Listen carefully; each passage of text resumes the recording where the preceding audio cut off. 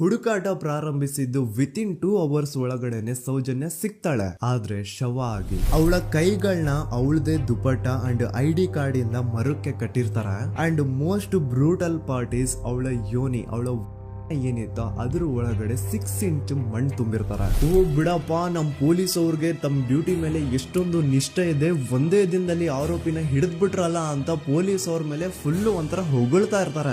ಆದ್ರೆ ಪಾಪ ಜನರಿಗೆ ಎಲ್ಲಿ ಗೊತ್ತಿತ್ತು ಈ ಕೇಸ್ ನ ರಿಯಲ್ ಆರೋಪಿ ಬೇರೆ ಯಾರೋ ಇದಾರೆ, ಪೊಲೀಸ್ ಅವರೇ ಈ ಕೇಸ್ ನ ಮಿಸ್ಲೀಡ್ ಮಾಡೋದಕ್ಕೆ ಸುಮ್ನೆ ಸಂತೋಷ್ನ ಅರೆಸ್ಟ್ ಮಾಡಿದ್ದಾರೆ ಅಂತ. ಪೊಲೀಸ್ ಅವರು ಈ ಕೇಸ್ ಅಲ್ಲಿ ಕರಪ್ಟ್ ಆಗಿದ್ದಾರೆ, ಪೊಲೀಸ್ ಅವರೇ ಸತ್ಯ ಮುಚ್ಚಿಡ್ಲಿಕ್ಕೆ ಟ್ರೈ ಮಾಡ್ತಿದ್ದಾರೆ. ಹಾಗಾಗಿ ಈ ಕೇಸ್ ನ ಇನ್ಮುಂದೆ ಪೊಲೀಸ್ ಅವರಲ್ಲದೆ CBI ಅವರು ಇನ್ವೆಸ್ಟಿಗೇಷನ್ ಮಾಡಬೇಕು, ಈ ಕೇಸ್ ನ CBI ಒಪ್ಸಿ ಅಂತ ಅಗೇನ್ ಪ್ರೊಟೆಸ್ಟ್ ಗಳು ಸ್ಟಾರ್ಟ್ ಆಗ್ತವೆ. ಸೌಜನ್ಯ ಕೇಸ್ ಒಂದೇ ಅಲ್ಲ, ನಾರಾಯಣ ಹಾಗೂ ಯಮುನಾ ಕೇಸಲ್ಲೂ, ವೇದವಲ್ಲಿ ಕೇಸಲ್ಲೂ, ಆ ಬ್ಯಾಂಕ್ ಮ್ಯಾನೇಜರ್ ನ ಕೇಸಲ್ಲೂ ಹಾಗೂ ಪದ್ಮಲತಾ ಕೇಸಲ್ಲೂ ಸೀದಾ ಡೈರೆಕ್ಟ್ ಡೌಟ್ ಬರೋದೆ ಊರಿನ ಗೌಡ್ರ ಮೇಲೆ. ಸೌಜನ್ಯ ಕೇಸ್ ಬಿಟ್ಟು ಆ ಇನ್ನೊಂದು ಕೇಸ್ ಯಾವುದು, ಅದಕ್ಕೂ ಸಂತೋಷ್ಗೂ ಏನ್ ಸಂಬಂಧ, ಅದ್ರಲ್ಲಿ ಯಾಕೆ ಸಂತೋಷ್ನ ಪೊಲೀಸ್ ಅವರು ಫಿಟ್ ಮಾಡಿದ್ರು ಅಂತ ಪ್ರತಿಯೊಂದು ಹೇಳ್ತೀನಿ.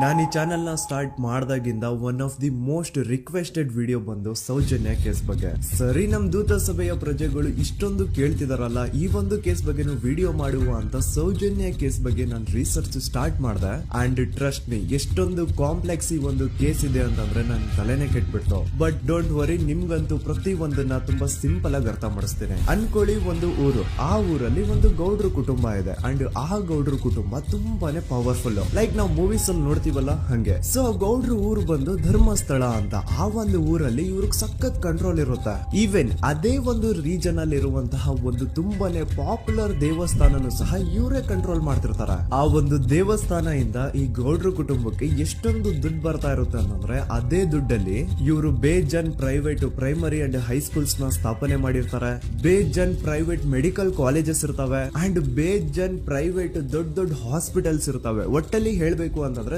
ದುಡ್ಡಿನ ಸುರಿಮಳೆ ಇವ್ರಿಗೆ. ನೋಡಿ, ನಮ್ಮ ಭಾರತ ದೇಶದಲ್ಲಿ ಒಂದು ಕಾನೂನು ಇದೆ, ದ ರಿಲಿಜಿಯಸ್ ಎಂಡೋಮೆಂಟ್ ಆಕ್ಟ್ 1863 ಅಂತ.